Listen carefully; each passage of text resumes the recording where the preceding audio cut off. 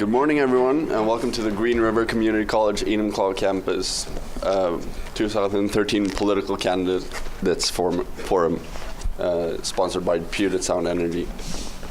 It's great to see so many of you here today to get informed about your candidates for the upcoming elections. And we would also like to acknowledge Dr. Eileen Ely, the president of Green River Community College, who's joining us in the audience today.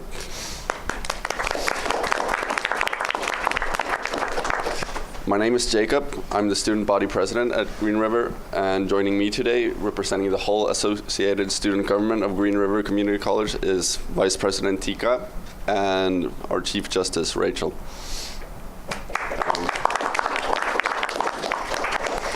We are excited to be here to show our support for the Enumclaw community. And as students, we feel that it is important to be aware of what's going on in the community around us.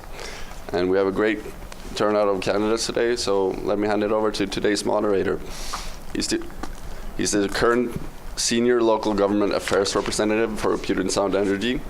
He also serves as a board member of the South Sound Chambers of Commerce Legislative Coalition.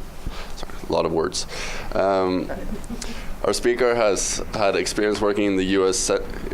Senator Maria Cantwell's state office, both as her King County Outreach Director and most recently as the State Outreach Director. Prior to his time in Senate, he worked in Olympia in the Washington State House of Representatives, and he even has some student government experience of his own, serving as the Director of Government Relations during his senior year at UW-Seattle. It is my pleasure to introduce you to this former Green River student and South King County native. Please give a warm welcome to Nate Caminos. Jacob, appreciate it. Good morning, everybody. All right. Hi, hey. All right. So we're going to get started right away, but before we do that, I just wanted to, again, myself acknowledge and thank Dr. Ely, Diane Anderson, and the students here at Green River Community College for hosting today's event, as well as their partnership with the Enumclaw Chamber of Commerce in making this event possible. PSC is also a proud sponsor of the event, as well as helping provide complimentary refreshments hosted by Lyft Espresso here in the corner. So please help yourself. Wanted to do a quick run through of logistics. If everyone can please silence your cell phones or set them on vibrate, candidates included. We have restrooms at you saw on the to your left when you came in through the main entrance, as well as getting into a bit of the format here. So what's the next 90 minutes going to look like? Immediately after I'm done, I'm going to invite each candidate to be able to come to the podium and deliver about 4 minutes of remarks. We have students here with our timekeepers holding up in the back. They will give you a 1 minute as well as a 30-second warning. There is a timer that actually does go off at the end of the 4 minutes, so everyone in the room will notice rather than just me and you. We will, after each candidate has finished, each of the candidates have gone through and finished with the remarks. We should have about 30 minutes left in Q&A. In the Q&A format, each of you should have been given or received a Q&A sheet that the students have put together. Please feel free to fill those out now, or if there's something that comes up in the next hour that you have a question about, students will be gathering those at the ends of each row, and we'll be collecting those, and we'll start asking those questions, identifying themes for each of the races at the end. Each candidate during the Q&A portion, I'll be giving them 2 minutes to answer each question. And again, the timing rules that are still in effect there in terms of the warnings as well as the hard ring. So with that, let's get started. Oh, but before I forget, too, we're also being recorded on Enumclaw City Television, Comcast Channel 21. So we will start with Mr. Bryan Stanwood from the Enumclaw School Board, District Number 5.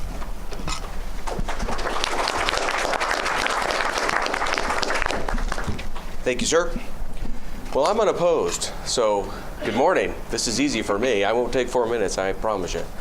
Bryan Stanwood, I've been in Enumclaw about 9 years now, and I've been lucky enough to have kids start at kindergarten all the way through the 10th grade. So I've been involved a lot in the schools. I've been involved a lot in their success, and I'm looking forward to spending time with the school board, helping improve the schools here, as well as being a part of the community and helping you folks if you have needs or questions.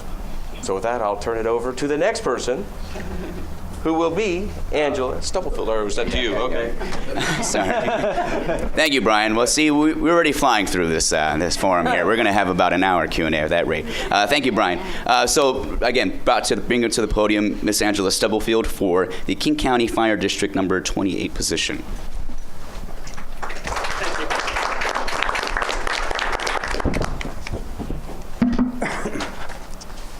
Yes, my name is Angela Stubblefield. People call me Angie, though. And I am a taxpayer champion. I'm here because we started off with a couple of citizens that had some real concerns about things that were going on in the district. I'm here because shortly after that, I joined the Citizens Advisory Group. And of course, I represented citizens at large. I'm here because during that course of time when I represented the citizens at large, I began to see that the information that the citizens were bringing forth were being resonated in the community. Those were the same concerns that many other people had. I started asking for public records, which is a right of anyone in this room. That's one of those great rights that we have so that we can be able to find out what our district officials are doing or what our public officials are doing. The revelations that I received from getting those public records was just absolutely astounding. I began to see that this district had some things that they were doing that they did not want the public to know what they were up to. And it was not just about the modular, that debacle that took about $309,000 out of your pocket. It was about an $85,000 modular that was really worth about $8,000 being sold to the district because they didn't appraise it. Why didn't they appraise it? Because, frankly, the worst offending commissioner that's out there right now found it in his best interest not to get it appraised. Frankly, if you can walk back with $85,000, what would you do? Not me. I wouldn't have done that. $495,000 was also spent on property that is now only worth $44,000. These are the kinds of things that you need to be looking at. That property is so bad that it's going to cost almost $1 million in which to be able to make it so that you could even start to build on it. We're not going to be able to even afford to sell that piece of property anymore. And again, it happened because we did not appraise it. Now, to bring you back into some other public records that go along with that, we had a state auditor that comes through. And the auditor says flat out that there wasn't an arm's length distance in that sale of that modular. So while Commissioner Hannity was trying to pull himself away from that modular and allowing the other two commissioners in which to be able to continue the transaction, the worst thing that happened with that is they didn't have the red flag understanding to pull away from that and say that, you know what, we should not even go into this transaction at all. You are the taxpayer. This is the money you're spending. They're spending on you. No, wait a minute. You didn't get a service from that, did you? We go further and we find that a $50,000 raise is given to the chief, and 300 to 500% above the comparables are given to the firefighters. What I'm wanting you to do right now is to understand that I can actually make a difference to this community. The difference I can make is I do have a plan. I have given my plan several times to my opponent, who has yet to tell me what his plan is. We deserve to have a plan from my opponent. My opponent has said that I would literally gut the fire department. No. He asked me what would happen to maintain services should I happen to come into Prop 1, not passing. That's not gutting. That's actually coming up with a plan that says, should it not pass, this is what we're going to have to do. I need you to vote for me for no other reason except I am your taxpayer champion. I will speak for you. My opponent represents 15 firefighters. I represent 18,000 taxpayers. That's the big difference between us. Thank you very much.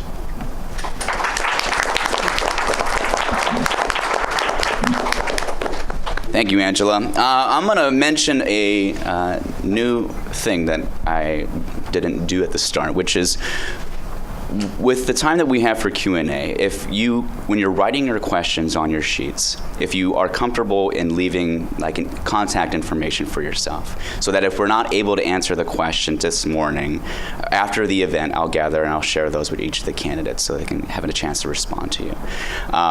So just a new rule if you're comfortable in doing that this morning. Is Elbert Reed available? All right, Mr. Elbert Reed.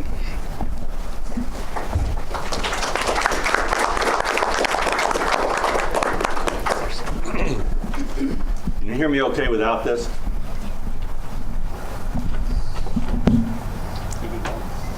The fire district was created by the voters for a common purpose to provide common services. This was done quite a number of years ago, but in that process, they also established a board of commissioners. And that board of commissioners is elected by the public, the citizens of the district. They have the responsibility to provide fire and life services to the citizens of the district. I've been asked a number of times in my campaigning as to what the district commissioners do. What they do is provide oversight and governance to ensure that the fire and life services are there for you. That's the only thing that they have a responsibility to do. They also have to, in order to do that, they have to ensure that appropriate resources are available to get the job done, so that when a call comes in on 911, dispatched resources are there in a timely manner, like really fast, to save your life and property. They also have the responsibility to ensure that the dollars that you've entrusted to them are wisely spent, prudently spent. Because when the board was when the district was established, the voters agreed to be taxed to provide for this common service. But in order to get this job done, the commissioners collectively, not one, but all together, need to have a wide variety of knowledge, skills, and experience. They need some fire experience, they need management experience, they need leadership experience, they need a whole realm of knowledge about finance, how to manage money, how to manage organizations, how to hire and fire people. Wide gamut. I bring to the board 35 years of experience as an executive, lastly with Weyerhaeuser at 15 years, prior to that 26 years with the U.S. Forest Service. During my time with Weyerhaeuser, I retired as a Director of Information Technology Operations for Industrial Wood Products and International Operations, managing multi-million-dollar projects successfully, and at one point receiving the President's Award for my work. Also managed large budgets and staff. Prior to that, with the Forest Service, I also was a regional director, again managing large staff and large projects, all to successful completion. I understand project management. I understand public involvement, because while I was a district ranger with the Forest Service for a number of years, one of the units I was in charge of, 345,000 acres in Summit County. The county boundary and the district boundary coincided. Intermingled land ownership pattern. The Forest Service, the county, all entities in the county, and all the cities had to cooperatively work together through an integrated public involvement process in order to get the job done. Nobody was going to be able to just do it on their own. I also served as an officer of the U.S. Army, working in a number of fields, but I also was with the 101st Airborne Division in Vietnam. To my plan, first thing we need to do is to put a ballot measure. We need 5 commissioners rather than 3. We also need to have a strategic long-range plan that identifies goals and directions of the district. We also have to have in that plan a way to deal with the property that the Stubblefield has noted. And I will quit, because I see that I'm about out of time. Thank you, Elbert. And now bringing to the podium Mike Sando for Enumclaw City Council position number 3.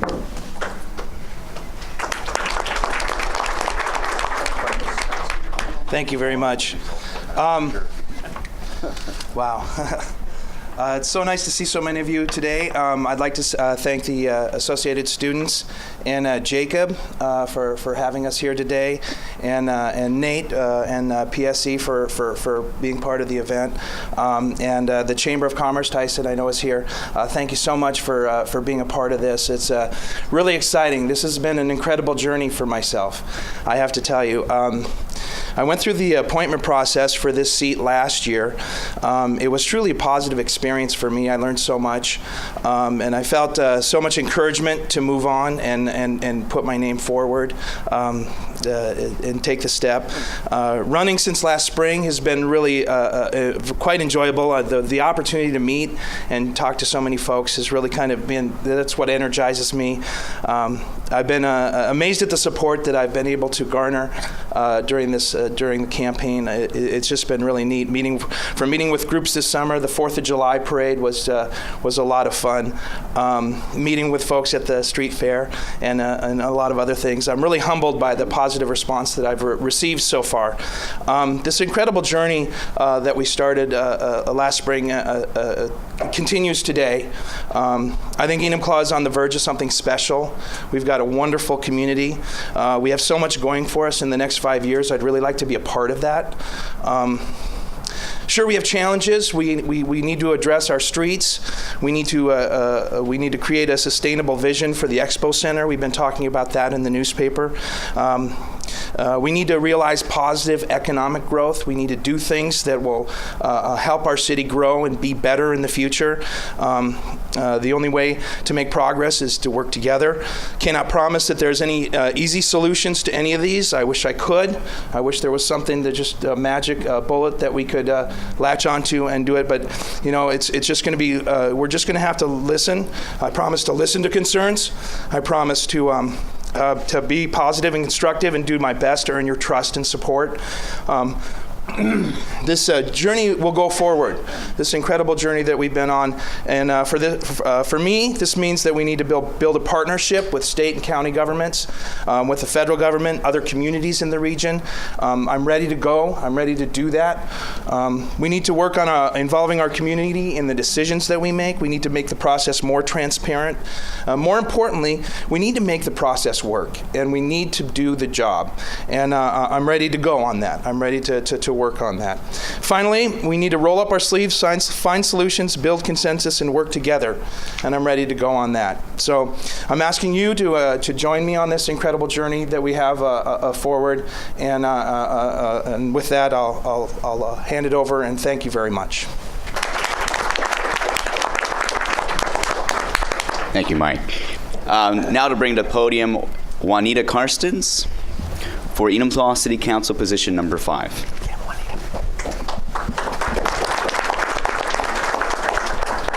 Can you hear me without this? The cameras will not. Oh, crud. Okay. Wow, I'm amazed at the turnout here, and thank you all for coming. I'm not a politician, I'm not a public speaker, and I'm not a morning person, so the only reason I'm here is I am running for City Council position number 5. I've lived in Enumclaw for over 40 years. I went through the 8th grade, moved to Colorado when my stepdad was transferred, and came back in the 70s with my husband. Before returning to Enumclaw after graduating and attending college in Colorado, can you tell I'm nervous? I served our country in the Air Force. I was stationed in Holyoke, Massachusetts during the Vietnam era. I've traveled to many of our states. I've been to Greece and Holland, Germany, and France, and there's no place I'd rather be than right here, right now, in our community. I love Enumclaw. I love that all it has to offer.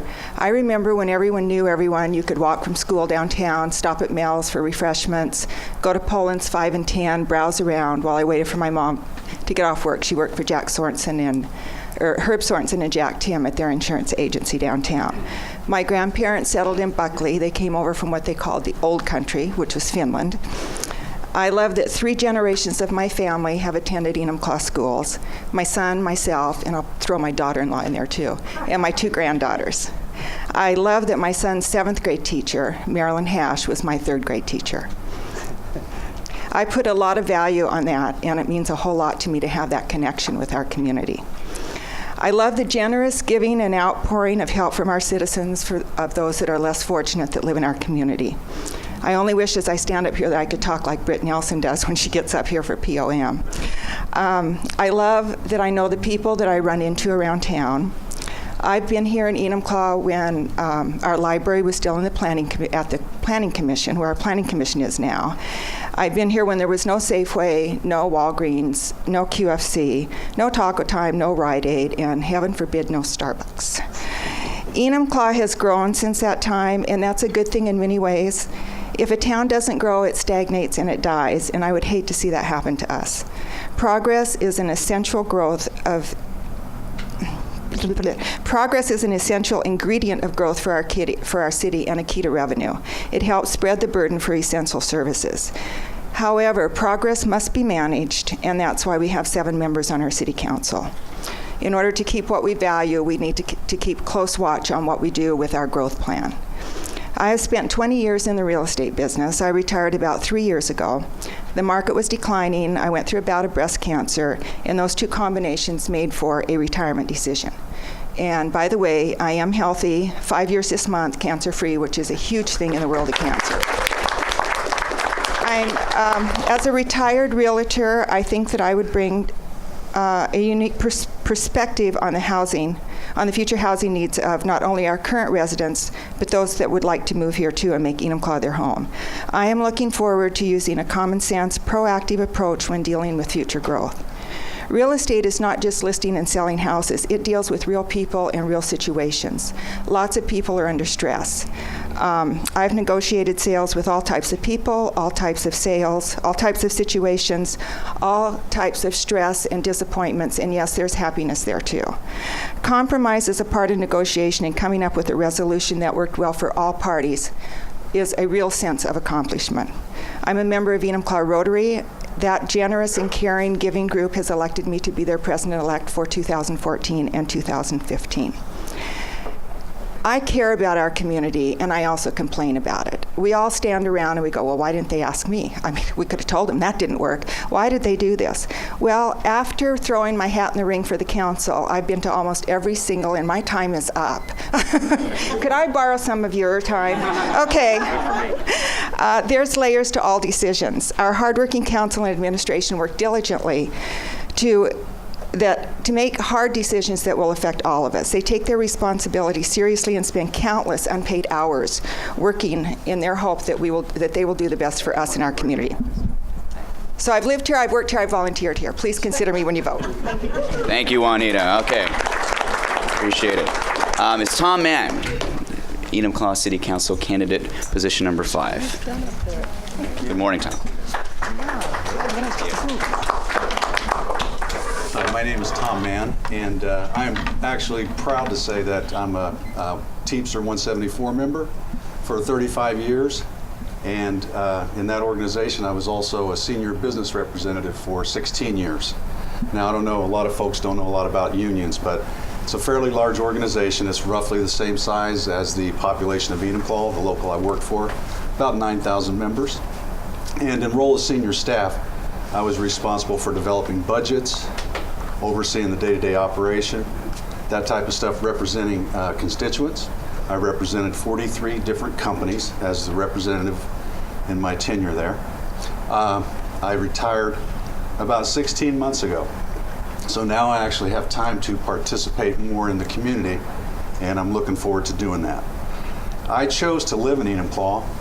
I commuted every day for 35 years to Seattle. I could have easily lived there, but I loved it here. I wanted to live here, and I continue to want to be here. So I think that I bring some skills to the city council, and given the fact that there's 3 incumbents that decided not to run, I think I can bring something to the table to help the city.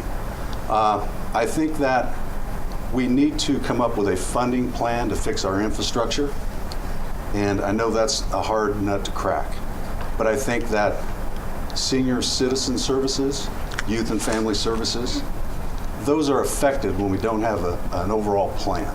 So I think that is huge. If we fix that, the rest of the things will kind of fall in place. I know the Expo Center has its challenges, but I'm confident, based on the leadership out there, that that can be turned around. And I'd like to see us be competitive with other medium-sized venues.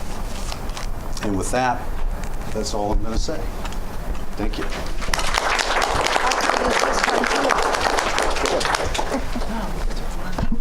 All right, now to the podium, invite Sean Krebs, Enumclaw City Council, for position number 7.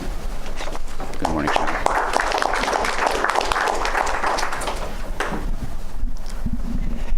Thank you. Good morning. Glad to see so many folks here. Certainly, thank you to the Chamber and the Green River Community College's associate students, and so good to see ECTV out here too.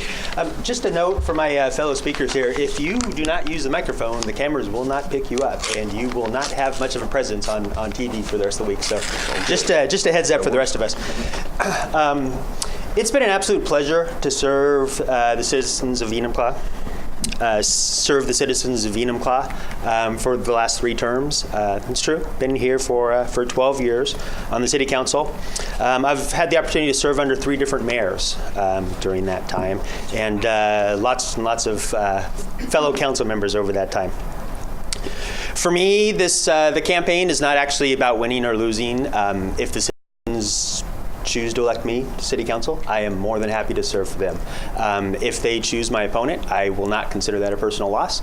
I'm absolutely certain that he will do an adequate job in the City Council as well. So we're coming out of some pretty rough times. I do believe that over the next 4 years of the next term, we will see some recovery in Enumclaw in the general area. It will be a slow recovery, but over these next few years, I think we'll have choices to add back some of our city programs that we've had to cut over the last several years. Perhaps some staff. Those are going to be some choices that the city will make over the next couple of years. We've had to make so many hard decisions over the last 4 years and a couple years before that too. And there's going to be more to come. How to overcome our deficit with the Expo Center is not an easy or uncomplex situation there. We have our roads that need to be fixed all throughout the city. Everybody on the City Council and the mayor and her administration are well aware of that that is something that needs to be tackled. We have other infrastructure improvements too that need to be made throughout the city in order to keep our resources from further dilapidating. If elected, I will tell you that I will do my part to keep taxes low. I have a proven record on that throughout the years, and I can't take all the credit for that. We've had a council over the last several years that have worked very hard to keep property taxes to their minimum, and as well as a mayor. I will work hard to balance the needs of businesses and citizens. It's really easy to come out strongly in one direction or the other. Yes, we need to have thriving, vibrant businesses in Enumclaw. We also need to understand that the impacts to our citizens are of utmost importance as well. I vow I will make the best I can with what we have. I'm not going to be a proponent of asking for large tax increases from the citizens, not without a vote, even for roads. I know that's been a matter of discussion. How are we going to pay for our roads? There's nothing fancy about that statement. There's nothing elaborate about it. It's just an honest statement. My opponent talks about tourism for Enumclaw. He stated that it's his primary reason for running. He has a lot of interesting ideas regarding that. Mentions places like Bend, Oregon, and Ocean Shores. Even in council the other week, he mentioned the L word, Leavenworth. When addressing, it's important to understand that, many people like these places, and they go there and they spend their money there, and I understand that. When I'm in a destination town, I have to ask myself, where's the community, and where do the citizens live? Some people think Enumclaw needs to be reinvented and changed. I don't. I'm happy to serve the citizens of Enumclaw if you re-elect me for City Council. Thank you. Thank you, Sean. Thank you. Next, bring to the podium Bethany Jack, campaign manager for Hoke Overland for Enumclaw City Council position number 7. Hi there, I'm here for Hoke Overland today. He's out of town, so I'm just going to run a few of his campaign points by you. He's been a chief of operations for King County Medic 1 for the past 12 years. He has been with King County Medic 1 for about 35 years now, and he oversees a multi-million-dollar budget in that position. He's running for position number 7 because he's ultimately concerned about what's going on economically here in Enumclaw, and he feels like things have just been allowed to get a little stagnant. And so his 3 points are going to be to ultimately fix our streets, as Sean mentioned. It's important to everybody that lives here, I think, and it needs to be addressed. It doesn't just need to be talked about. We need to gain some more jobs back in. We need to ensure that we are bringing businesses in and keeping them here. And it's not an easy task, and it needs to be dealt with. And also, he is for tourism. That is one point that he agrees. Ultimately, we have so many people that are on their way up to Crystal or over the mountain into Yakima, and they need to stop and spend some money here. And we can find reasons for them to want to stop rather than just to go to Safeway or just stop at Starbucks for coffee. And ultimately, those are kind of his 3 main points, and I won't say anything more because I'm not him, but that's just kind of that. So, thank you very much. Thank you, Bethany. So just a quick reminder, Q&A slips are out there. We have students in the back collecting them if you have more than one question you want to write. But if you could raise your slips or notify, we have Tika coming here on the left, Jacob coming here on the right, on my right. Please get those in, or if you want an extra sheet, because you already wrote one at the start, please let us know too. We're starting to collect those and getting ready for Q&A here in the next 10 minutes. So, because we are on time, folks, we are doing really well. Nice. So, now I'd like to invite to the podium Liz Reynolds, Mayor of Enumclaw. Thank you, Nate. Just a second. It's that early morning thing. Sorry. Good morning, everyone. It is a pleasure to see all of you, and it speaks volumes to your interest in this election process here, this wicked hour of the morning. I would like to recognize and thank our sponsors, Green River Community College, Enumclaw Campus, for hosting this event in partnership with the Enumclaw Chamber of Commerce, PSE, Lyft Espresso, and the other businesses that were involved in putting this event on. Let me begin by saying thank you to the residents, all the residents of the city of Enumclaw. It's been a great pleasure to serve you during my first term as mayor. The past 4 years have gone by quickly, and I look forward to serving you for another 4 years. It was just a little bit over 4 years ago that I stood right here at this podium and said, and this was taken from my opening statement that morning. Our city needs effective leadership. I am that leader. It is time to move forward and together. Jump ahead 4 years. I think I've proven that I have grit. I faced those challenges, as I indicated 4 years ago, that were going to be before us. Declining property values, job losses, bankruptcies, state shared revenues that dried up like the Great Sahara. I'm proud to say that under my leadership, we were able to preserve the city's economic health while continuing to provide, and in some cases, increased important services to city residents. All this during the toughest financial times since the Great Depression. How? Implementing a financial survival plan for the city in this Great Recession required a mayor that listened to differing opinions while maintaining an open mind. It required a mayor that was willing to develop new partnerships and work collaboratively. It required a mayor who carefully and fairly assessed information to make decisions that were sound and overall good for the whole. Decisions that sometimes were tough and at times very unpopular, but were necessary to preserve and maintain services. It required the establishment of a new operating model for the city, one I like to term as lean management style, requiring management and staff to take on added responsibilities, doubling up workloads, employees to work less, concessions from our unions, a management model that provided strong physical oversight of expenditures, reducing operating costs, limiting overtime, implementing efficiencies, and finding innovative ways and models to preserve the services that are important to all of us, all while using the philosophy of living within our financial means. We have a great new library. We have a police department that is staffed to an adequate staffing level that has become more efficient and productive.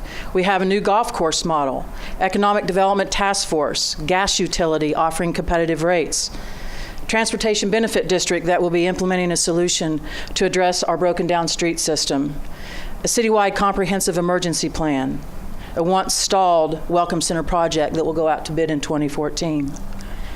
We have many challenges in front of us. We need to redevelop our underutilized city-owned properties.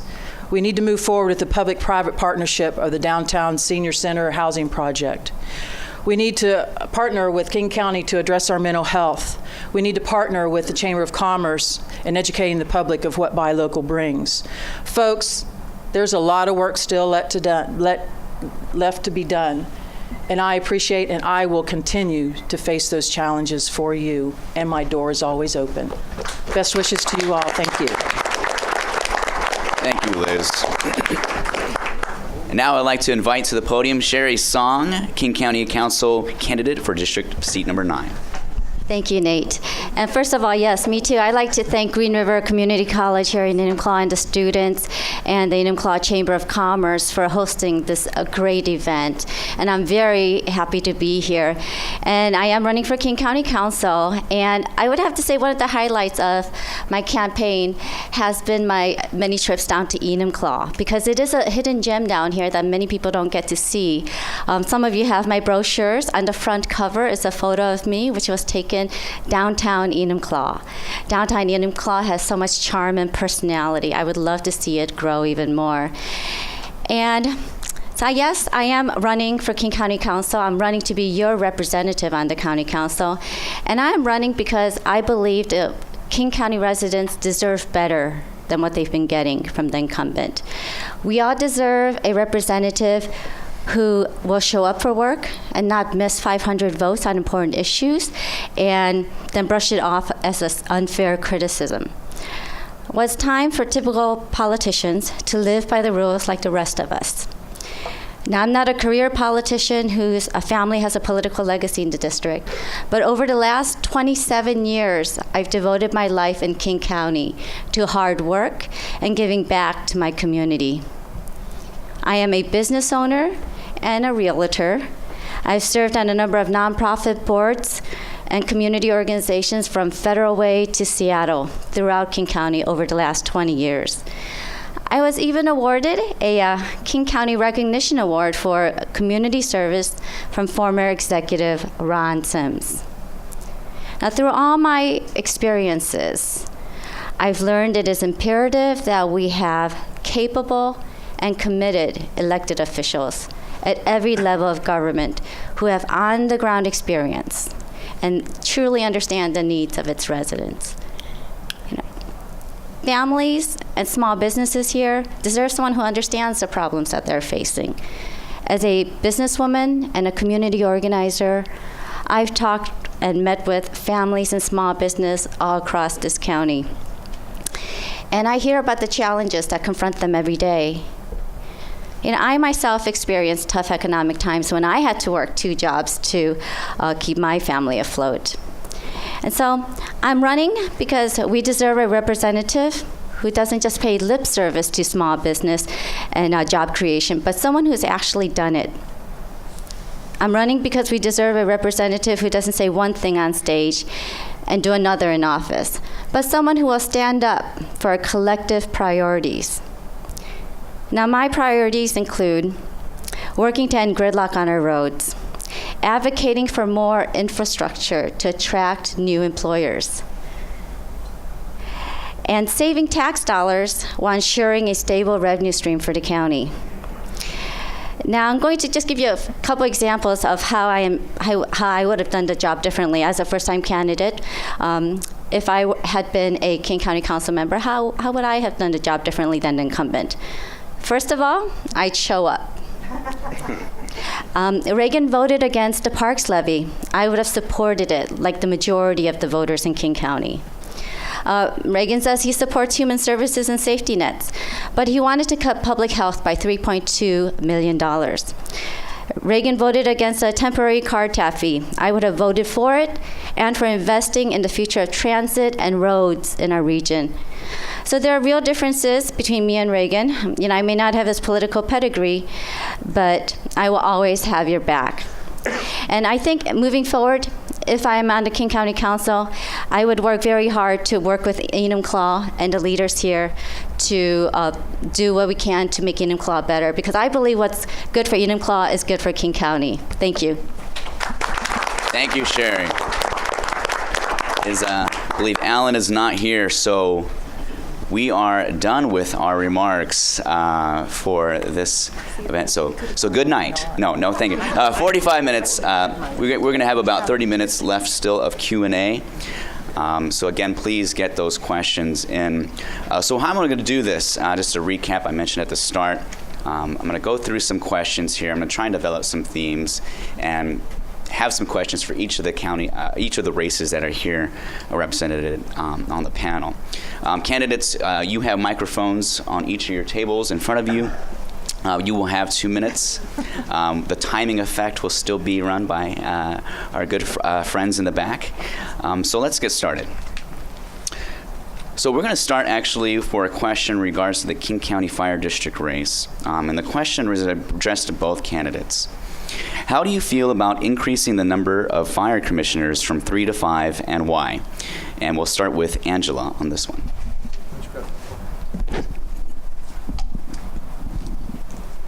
I was actually one of the first to propose that, and actually, believe it or not, my opponent didn't want it at first. It was not until after Chris Ingham was one of the commissioners who resigned, and then another one got hurt, that it became really apparent that we needed to have 5. 5 also allows for us to be able to break up the group and be able to work in subcommittees, because right now, under 3, when 2 commissioners get together, that is a quorum. It makes it really, really difficult.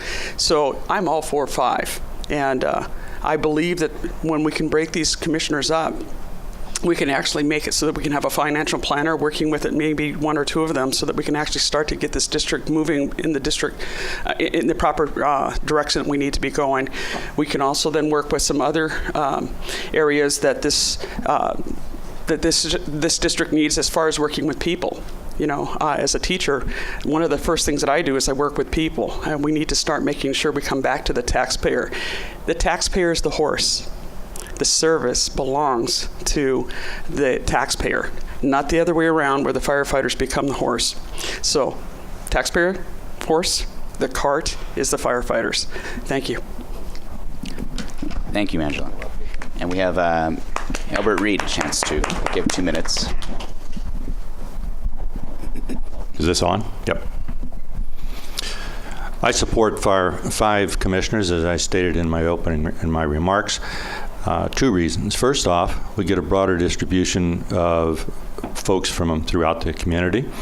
And secondly, it enables the commissioners to have working committees. As Ms. Stubblefield said, we are presently, the commissioners, if 2 meet, it's a formal meeting. They can't work as a committee to work out details. There needs to be a variety of committees established to handle such things as the strategic planning work that needs to be done. There needs to be a finance committee. There needs to be a human resource committee. Present time, that cannot be set up and effectively managed. So, yes, we need 5 versus 3. Great. Thank you, Elbert. We're going to stick with this race for one more question before I move on to a couple questions for the city council candidates. For each candidate, and in this case I'll start with Elbert and then I'll go to Angie, reverse that order. The question is, please describe your vision and mission in managing the budget of Fire District number 28. The vision is that we have a sustainable budget that enables us to provide the resources necessary to ensure that we can deliver the fire and life-saving protection that people need. Now, the mission of how we get there is, number one, an effective strategic plan, effective operating plans, and in those operating plans, we define what absolutely has to get done and how we fund it. And we track that.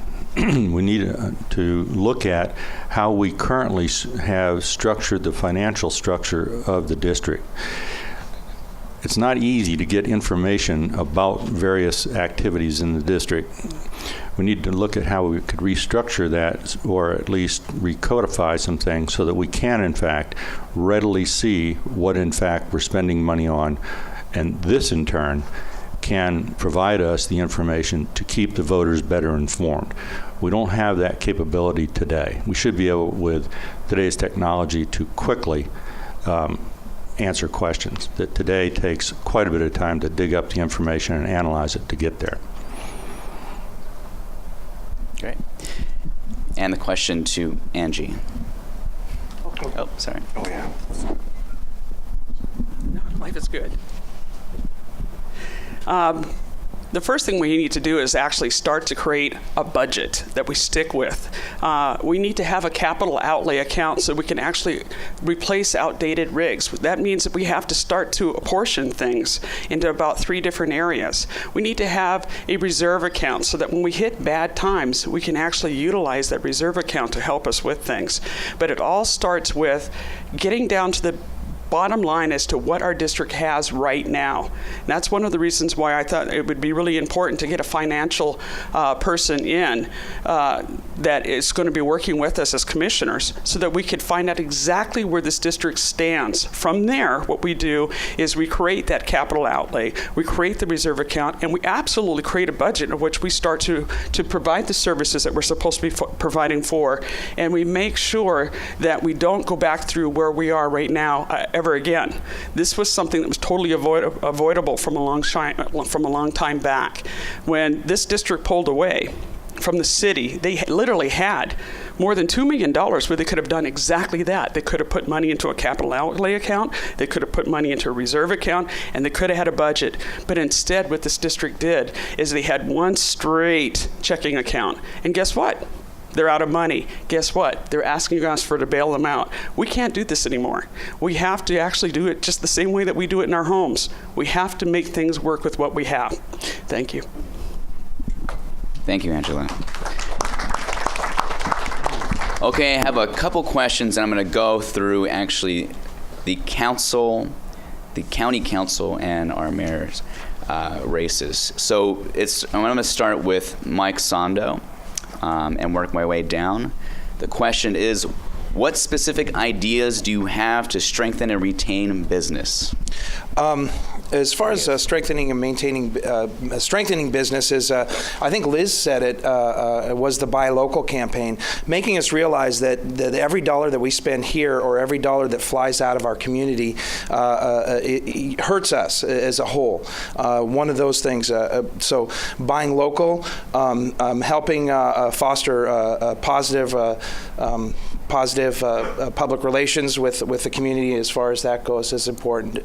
Also, working with the Planning Commission and this sort of thing is making good choices for growth and those types of things. Also, making sure that we within our urban growth boundary, we're maximizing all of the different properties and that sort of thing to make sure that we have the ability to bring in all kinds of different entities and businesses and that sort of thing. As far as growth goes, I don't know if we're going to be able to grow with a lot of big retail, and I don't think we want big retail.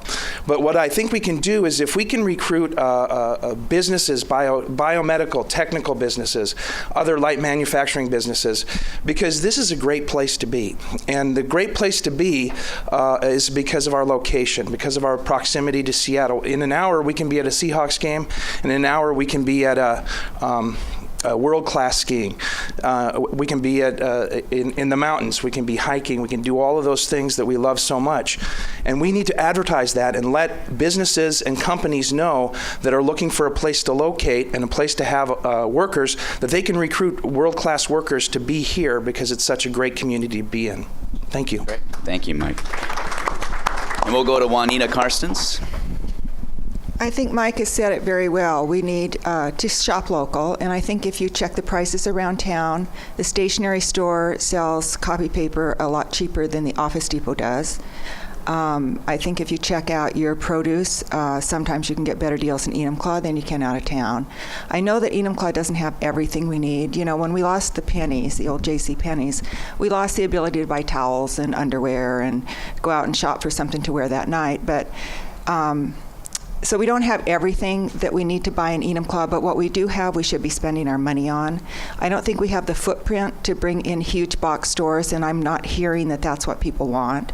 I think it would be nice if we brought in maybe half of a box store, maybe like a Fred Meyer that just dealt in the things that we don't have here in town. I don't know where we'd put it, but we need revenue, and we may have to make compromises, and we may have to take changes in order to do that. And we need all of you collectively thinking about that and letting people on the council know what your ideas are. They're valuable to our community. Thank you. Thank you, Juanita. And we'll go to Tom Mann. Thank you. You know, I couldn't agree more with the two previous speakers. That's exactly what we need to do. You know, I was thinking about a statistic the other day, and, you know, school just started in September, and the school district enrollment is about 4,000 students. You know, if you take Black Diamond out of the picture and, you know, look at the schools in the city of Enumclaw, probably closer to 3,000. And when those kids went back to school this fall, I would venture to say that hardly any of those school clothes were bought here in Enumclaw. Think about that. That's huge. I mean, for every dollar that goes out of the community, that's roughly 9 cents that the city loses in sales tax revenue. So I think that what the mayor had said earlier, rewriting the codes, rewriting the permit process, making it easier for businesses to locate to Enumclaw, having an advertising campaign, a shop local campaign is important. So I would work hard to do that. I do have some connections. I think that Kroger, Fred Meyer needs to be approached. We need something like that here. I would be absolutely against a big box store. I don't think it fits with Enumclaw. So, thank you. Good. Thank you, Tom. We'll go to Sean Krebs. Thank you very much. So good question to, you know, how can we help to support businesses in Enumclaw? So with one of the best things we can do is to be intelligent about the zoning that the council works with. We just did a new zoning matrix last night. Council pored over that relentlessly. Our Community and Economic Development Committee, which I chair, and have been criticized by my opponent for not participating in adequately, supposedly, went over that information at length, coming from the great work from the Planning Commission, which Mr. Sando serves on currently. It's important for us to work hard to keep taxes low within the city of Enumclaw as we can. Increased taxes will burden our businesses. I mentioned before we need to strike the balance between the needs of our businesses and the needs of our citizens. That's going to be one of the best ways for us to be able to help and strengthen business. I know the mayor has intentions on rolling out a buy local campaign next year. Part of one of the recommendations that came from the Economic Development Task Force that she pulled together last year. Our committee and council has reviewed that plan, and are eager to get in and work with that and develop that next year. It doesn't have all the answers, absolutely not, but it does have the opportunity to set us on a proper course to get things straightened out and strengthened in Enumclaw. Thank you. Great. Thank you, Sean. Opportunity for Bethany Jack to say on behalf of Hoke Overland. I think it's encouraging to hear that everybody has a pretty similar approach on this. Ultimately, I know that Hoke Overland believes that also a smaller scale Fred Meyer would be beneficial to our community, while a big box store would not be appropriate for the Enumclaw setting. We need to keep things small, but we still need to be able to buy in town, and we need to be able to spend our shopping dollars here, and the city needs to benefit from those tax dollars. And ultimately, so that would also be a goal of his, is to get a smaller scale Fred Meyer here, probably along 410 somewhere would be the idea. Obviously, that would be up to the citizens, and we would go for a vote regarding anything as far as a tax revenue increase. It's important to support our local businesses here. I know that Hoke went and talked to some of the businesses in Bonnie Lake to see how they'd been impacted by Fred Meyer when it came in, and they actually said that their business increased because more people were shopping in the area. And so, if we're able to keep those dollars here, it's very important. Great. Thank you, Bethany. Okay. Let's go with the mayor on that one. Do you have any specific examples? Where'd it go? How would you stay connected and sorry, go ahead. Businesses. Thank you, Nate. Sorry, I have like 90 questions up That's here. okay. We all have 90 What answers. specific ideas do you have to strengthen and retain business in Enumclaw?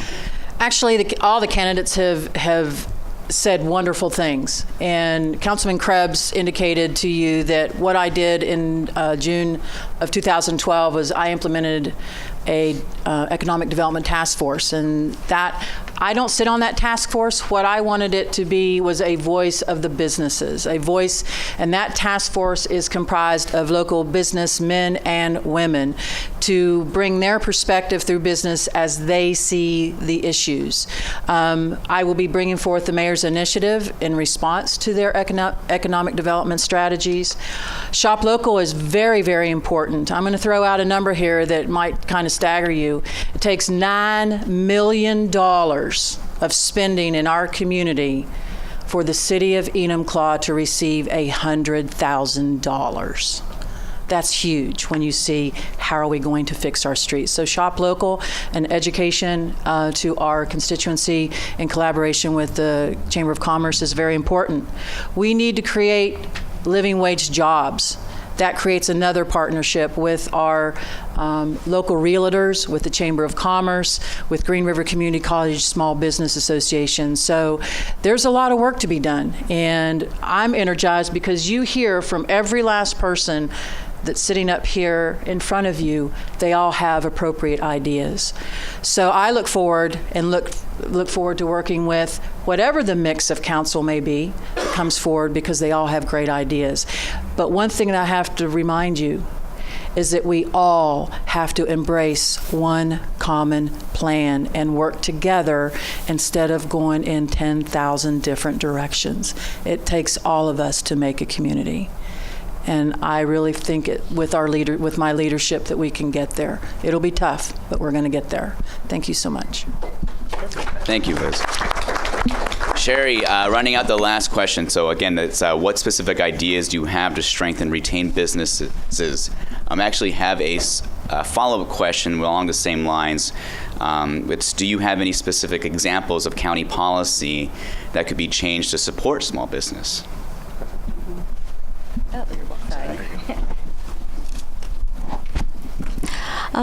There are a lot of good ideas presented here by the other council members, and I know how important it is to boost businesses here. Someone mentioned, I think it was Mike, mentioned manufacturing or biotech businesses. But I know that communities does not stop at the city line. We have to work more regionally. So as Southeast King County, and think about also the unincorporated areas around the borders of Enumclaw as well. So working together, I am a strong supporter of course, creating more jobs in this region. We always complain about traffic and all the gridlock that we have. Well, if we had more businesses that were local, where people lived, and you could live and work in places where the businesses are, you don't have to commute from Enumclaw all the way to Redmond to work at a business or whatnot. So we do need to have more local jobs, encourage more businesses here, whether it is speeding up the permit process. And I know you have more issues in the city that may be slightly different than the county.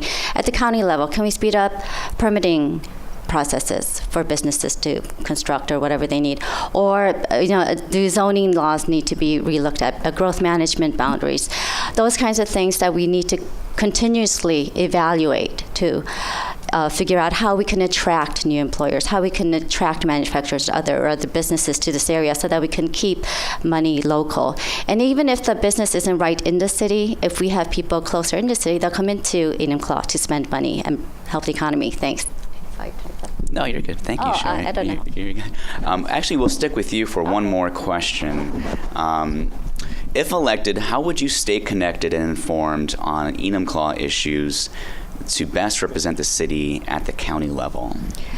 Sure. And it's very important to me to keep open lines of communication. And throughout all my organization work, I did a lot of bridge building. And I think it's imperative that people or elected officials go out into communities that they serve, not just say, I have an open door policy and sit in their office and wait for someone to come to them when they have a problem. Sometimes, they don't even, people who have a problem in a community wouldn't even know where to start, or maybe they can't get to the office to bring up their issue. And if I am elected to King County Council, I would be down here. You would see me. I wouldn't be somebody just in the paper or on TV or, somewhere up in Seattle.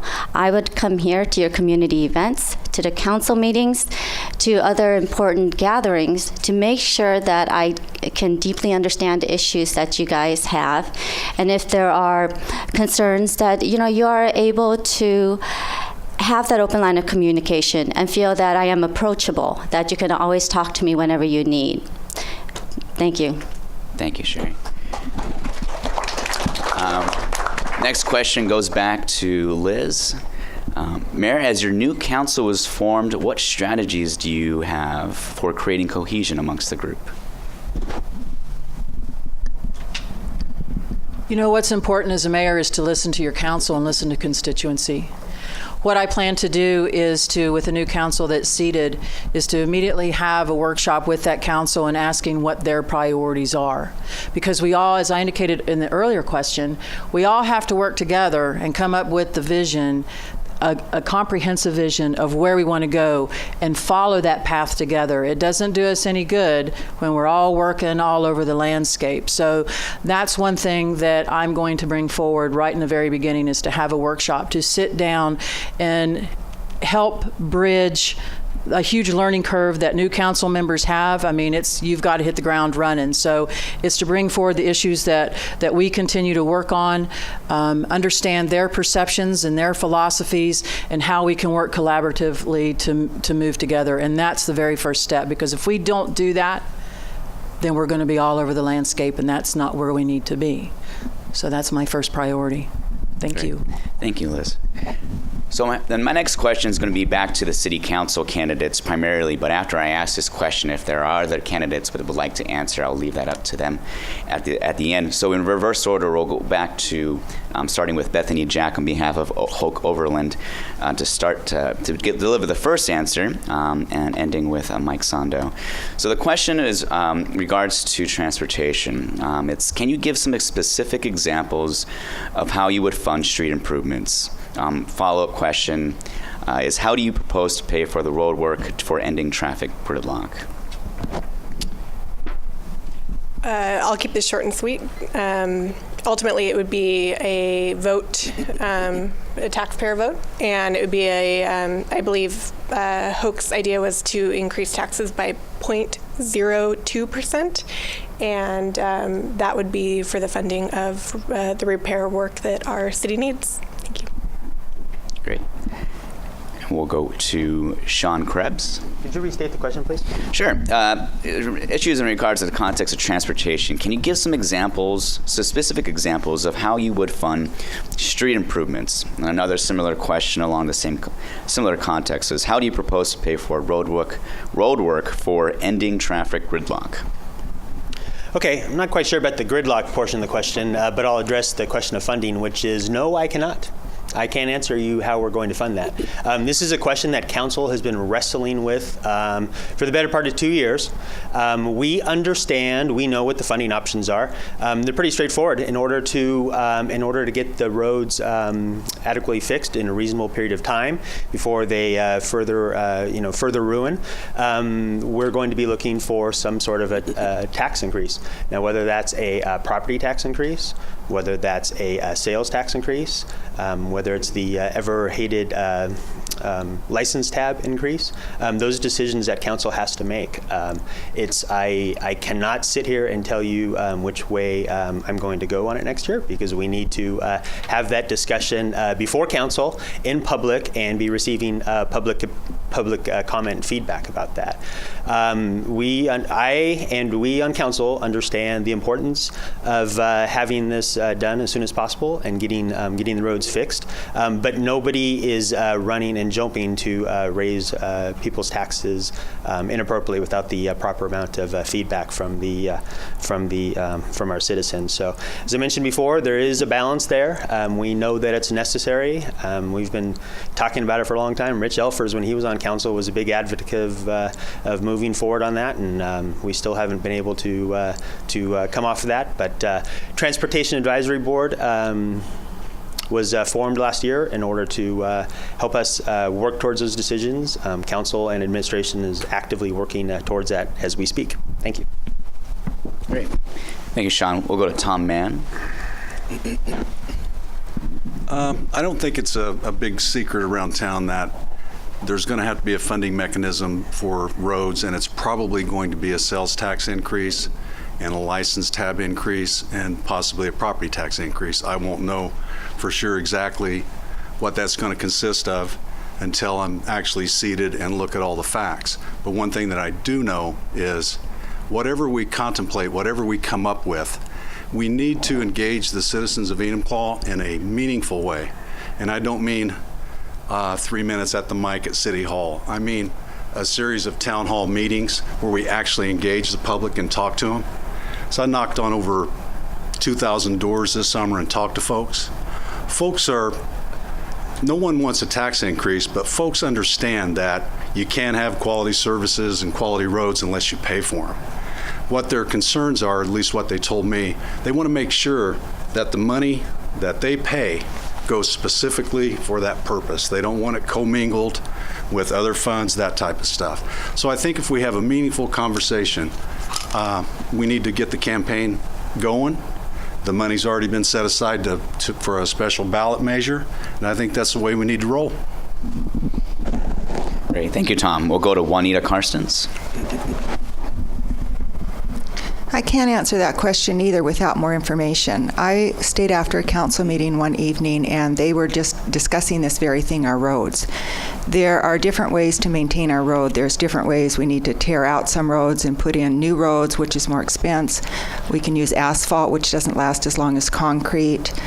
There's layers there. I would want to see a map of Enumclaw. I would like to drive the roads. I'd like to label them as to what's the most important and the worst ones first. I'd like to know how far that money's going to go if there's a tax increase. Is it going to fix everything? Is it going to only fix part of it? If it's only going to fix part of it, where do we get the rest of the money? It's a really difficult question, and it's a very necessary need for our community, and I'm sorry I can't give you a better answer. If you elect me on council, maybe I'll know a little bit more. Thank you. And lastly, with Mike Sando on this question. I would concur with what everybody else is talking about. One thing that I think that would be important for us to do is a number of our roads are state highways, and see if we can't leverage some funding from the State Department of Transportation to make sure that we're tapping those other funds and other abilities to get funds as far as that goes. The other thing is that there has been talk about bonding, and the one concern that I would have about any type of bonding would be that if we fix roads now and bond it, we're still paying for that over a long period of time, and we need to make sure that the plan that we do come up with addresses the long-term need, the short-term and the long-term needs as far as that goes. But making sure that the plan does go to the voters and that we do have a broad consensus on what we decide to pursue is very important, and we need to make sure that we don't have any negative impacts. I know that to tie in this answer with our previous answer is that one of the things that we need to be cognizant of is one of the reasons we have that could help our businesses is to make sure that we maintain our tax rates as low as possible and then make sure that we realize that growth in a responsible and forthright and future long-term looking manner. Thank you. Thank you, Mike. Liz, Shari, answer the question. It's an option. You don't have to. Sure, I'll Sure. comment. Okay. Why not? You know, each one of the candidates, as well as Councilmember Krebs, has identified and is right on target with there is no one fix for a multi-million-dollar project. There is nobody that is going to come in from the outside world on our streets and say, you know, your streets are so bad, let me fix them for you, okay? That's not going to happen. I'm proud to say that we are going to get, as you know, Griffin Avenue, we're going to get that paved. You've seen people out, you've seen the state highway out there. We're going to get that paved this year. That's good. Highway 410, they try to keep that up. But we do need public input. It's an education process because no matter how you mix and match it, there will be a necessity to raise revenues. Now, whether it falls upon just the burden of city property owners or whether it's expanded out to all users of our road system, pay for it through an increased sales tax, but also being conscious because we know that our car dealerships want to be able to advertise that they have the lowest sales tax around. Maybe there is room to be able to do that because we have a lot of trucks. We have a lot of people that come from outside our area that use our roads. So I think that we have to look at a comprehensive approach, and they're exactly right. It has to be sustainable over the long term. We need to infuse money to get the project. We have a road master plan that identifies which roads are really bad and which ones are better. It's degraded from that. But yes, I totally agree with each and every one of you. And that's why I'm really optimistic about this team that's going to be working for the city because all these candidates are right on target. And it will take all of us through public process, listening, to come up with a plan that works for the majority of the whole and can move us forward with our street issue. Thank you. Thank you. Shari? Okay, sure. As most of you know, in Olympia, they failed to pass that transportation package, which is going to really impact the budget they have for not only public transit, but also for roads. And hopefully they'll call a special session, and there's still hope that they will pass it. And if I were a King County Council member, I would be advocating for the passage of that every day down in Olympia, calling all the legislators as much as I could to really make sure that they understand the urgency of that. And I don't know if you've also read recently in the Seattle Times where they said that a snow removal for unincorporated areas is going to be canceled in some areas and reduced in others. And that really affects this area. It really affects Southeast King County. And so as an elected official, I think the role is to be an advocate for the constituents that you represent. So for Enumclaw, the mayor said that we need a comprehensive plan. And that's right. I mean, people who drive through Enumclaw don't all just live here. So it should not just rely solely on the taxpayers here. And also the unincorporated areas surrounding Enumclaw, that it should be more of a comprehensive plan to make sure that we can get the services that we need, fix the roads and bridges and the culverts, keep them safe. And so definitely I'm here to learn, listen, and I will be a strong advocate for the needs that are here in Enumclaw and the surrounding areas. Thank you, Shari. So quick time check, we have about 12 minutes left, about 10 minutes left of Q&A. We talked about transportation, we talked about budgets, all these different things. I would be remiss at being here at GRCC not having a question about education. So if I were to go back so long ago, i.e. like 10 years ago, as if I was wearing my GRCC hat still, my question to the candidates, open question, is what would you do to help promote education? I know we have a school board member, we have Bryan here, but what would you do to promote education in the region, but more specifically higher education?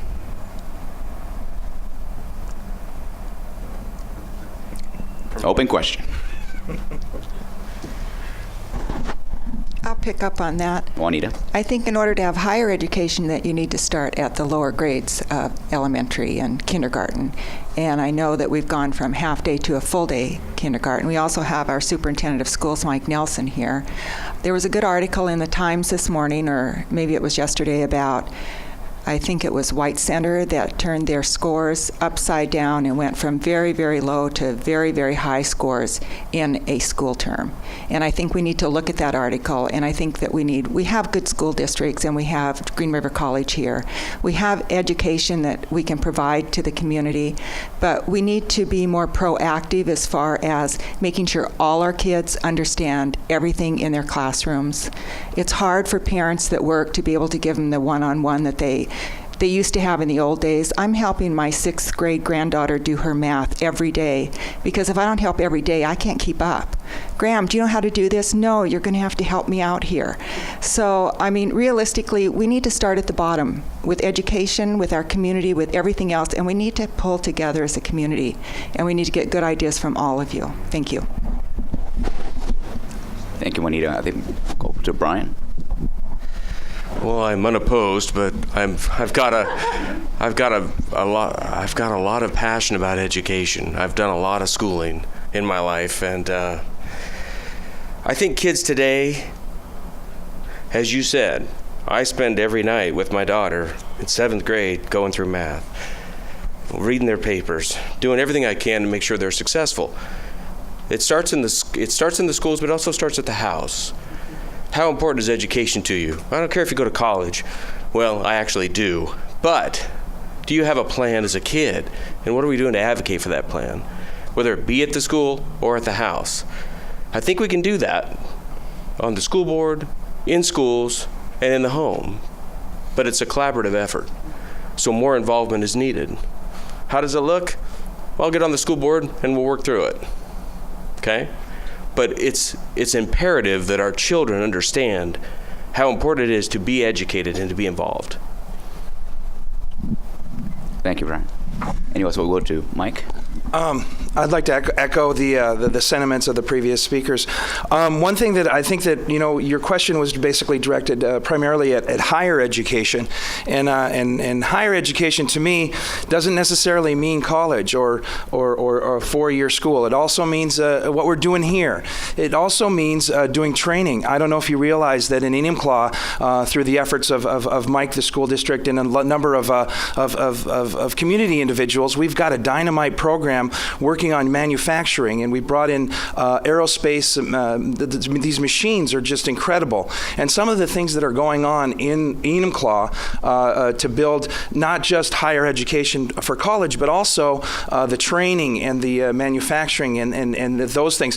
So when somebody says higher education to me, as a classroom teacher over the past 10 years, I've enjoyed education so much I've actually come back to it, is that we look at higher education as more post-secondary. How are we going to make these kids competitive in the world workforce and build their own skill set for the future? That's what I think is really important, and I think that we should just do more of what we've been doing that's been good. And I applaud the local school district, and I applaud the Green River Community College, and as far as the city goes, building those relationships and continuing those and building on that is, I think it's important. To say that I would improve it, I think it's going pretty well right now. Thank you. Oh. You happen to hit upon a teacher. The seeds of any higher education start in the house, and they start in the classroom. And from there, they spring load into something called a realistic goal for your son or daughter in which to aspire to. It's when they're little and they want to be this rocket scientist, or they want to be a ballet dancer, that's great and fine and dandy. But when they start hitting about the 6th grade, things change remarkably. There are 17 different career changes that are going to happen with your children by the time they start working. 17 different career changes. That means our kids are being asked to do a whole lot more than we did when we were kids. That means that we do have to value education. That means we have to start looking at the pathways for these kids back in, I would say, the 5th grade. And when you start doing that, it's not about looking where you're going to go for community college or a trade school or a university. It's about making sure that those connections are made so that they link into understanding exactly they are trying to do with their heart. So I'm asking you, when you start to talk about education, that you start to really think about what that looks like well before you get your kids into high school. Because if you waited that long, you're a little late. Thank you, Angie. We'll go with Sean, and then we'll go to Shari, and I believe the mayor. Thank you. Before I answer this question, I just do want to say that I appreciate Bethany coming this morning and representing Hoke here. I'm sure it certainly can't be easy to walk into this room and try to represent somebody else's interests here. So I really think she's done a great job of that. It's very courageous.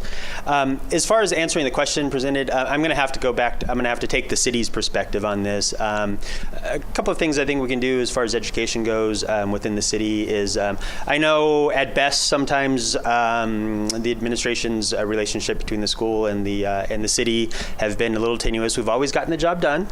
For instance, I'm thinking about the football field matter that we had and whatnot. In the end, it always comes together. I think it's reasonable to hope that there can be better relationships between the school district and the city of Enumclaw. I think that's only reasonable. We both serve the same group of citizens here in Enumclaw, and I think it's a worthy endeavor that can always have improvements made for it. Secondly, I would just like to say, this campus that we all sit in is such an outstanding resource for the city of Enumclaw. I know there's been times in the past where we've wondered, hoped within the city that everything would be stable with its funding in Green River Community College, so this great asset can remain here. It's a great resource. Once again, we're all here because of that, and we thank them for that. So anything we can do to work together in order to support each other between Green River Community College, Enumclaw campus, and the city of Enumclaw, I think would be once again be a great asset for the community here. Thank you, Sean. We'll go to Shari and then the mayor. Okay, sure. I know the county government maybe doesn't have as much to do with education, but I just wanted to put in my comments as a former preschool director, so having some experience in early childhood education, and then having two sons. My sons are 23 and 24, and they graduated from the public school systems, and they went to community colleges, not Green River, but Seattle Central, as well as Bellevue Community College. And so I think these days, especially in these economic times, there's no one clear path for students to go to. Because of the cost of four-year universities, a lot of students are graduating with big debt. Parents can't pay for that tuition, and there's not enough help for the students. So we need to have really good alternatives like this, like Green River Community College or other technical college or vocational schools. So I think just as a whole, as a community, as a government, at the state level, or any level that we can do, we need to make sure that we encourage and support alternatives in our community colleges. Thank you. Thank you, Shari. And we'll go to the mayor, and then we'll go to... Thank you. Well stated, candidates. The level of the mayor asks you to be participatory in many things. It's a balancing act. What I feel is important that as a mayor, that you understand what education brings to the quality of life in your community. Because when people want to move here, they look at what the education is. We have a good education system. I believe that it is my role as mayor to champion and partner with the superintendent to get that message out that Enumclaw is the place that you want to relocate, because we have a great opportunity for education. I was very pleased to be able to participate and help facilitate. This past September, we did the AJAC with the Joint Aerospace Apprenticeship Committee to bring awareness that we have this program right here in our community. We have it with our high school as an alternative option for higher education with our students that can enter into a program at the high school, and when they graduate, they can apply for an apprenticeship program right here in our community. It's the partnerships and the understanding from on a government level, on city council level, that it's important to support Green River Community College, because through the funding with Green River Community College that we've done with the Small Business Administration, we've been able to help small businesses jumpstart right here in our community. So it's a multifaceted thing, but I see my position as one that connects people, that I hear a need over here and a need over on this side and go, wow, let me get the two people together. I'm kind of a facilitator. As I term to many people, I'm the dot that connects people. I'm the champion for all the issues that we have going here in our community, and education is key to our community being able to thrive. Thank you very much. Thank you, Liz. And we'll do Bethany Jack to answer the question. It'll be the last answer to the question, and we'll wrap things up. I just wanted to bring up something that I know that Hoke would be a big proponent of talking about. All three of his children, myself included, attended Running Start through Enumclaw High School and its partnership with Green River Community College. And I think that's a huge resource that is often goes untapped. And for kids who aren't able to either think that college is going to be coming out of their pocket, or maybe it's not something that they'd even considered as within their own family, having that encouragement through the school district, through the high school, is incredibly important. And I think continuing this partnership would definitely be something that Hoke would want to talk about. So. Thank you so much, Bethany. That concludes our Q&A portion of this morning's forum. I would like to invite Tyson Gambin, the president-elect of the Enumclaw Chamber of Commerce, for a few remarks of some events coming up around you. We'll swing around. Go ahead, Tyson. I'm going to stand in front of Juanita, in front of the camera. Is that okay, Juanita? I just want to thank everyone for coming out today. I should say this morning, it's a little early for some of us, but really want to appreciate Green River Community College for opening their doors, PSC for being a sponsor. Just want to share little things about the Chamber of Commerce. It's really exciting to be part of the Chamber of Commerce right now in Enumclaw. As you can see, the city of Enumclaw and its surrounding area has a lot of positive things going in its direction from all types of different things. And one of the things that we're excited about the Chamber of Commerce is we actually have a new executive director. So I'm going to have Amy stand up. So please, at the end of this, come to Amy, treat her like a rock star, ask her all the questions. She'll be signing autographs and everything like that later this afternoon. But just want to let you know of some community events coming up. One of the topics earlier this morning was about the Economic Development Task Force that the city had put together. And if you want to know what those findings were, we're going to be having, the Chamber of Commerce is going to be hosting something here in this building at 6 o'clock tomorrow night. So if you're interested in seeing what that information is, please come to the Chamber, come to the Green River Community College campus here at 6 o'clock. Also want to let you know that we have some great things coming up too. We have Brewfest, which is at the Expo Center. We also have our Chamber of Commerce Wine Walk coming up in November as well. And also we have our big holiday parade coming in the first week of December, which is a lot of fun. So one thing that I want to put my 2 cents in is that it's great to live in Enumclaw. It's a great community. And so if you could just support one of those events or just pick an event to go to. I'm not asking you to go to all of them. I'm not asking you to buy your cars all from me. I'm not asking you to do all those things. If you could just choose one little thing that you wouldn't do before to give back to the community, that's all I can ask for. So thank you so much for coming. And it was a great event, and we'll probably see you guys next year. Definitely. Thank you, Tyson. Well, this concludes the forum altogether. Look, we only ran a couple minutes late there. Thank you so much, candidates, for taking the time this morning, for being here and talking to us. Thank you again to Green River Community College for hosting, along with partnership with the Chamber. This concludes this year's forum. Please get out the vote, and we'll see you next year.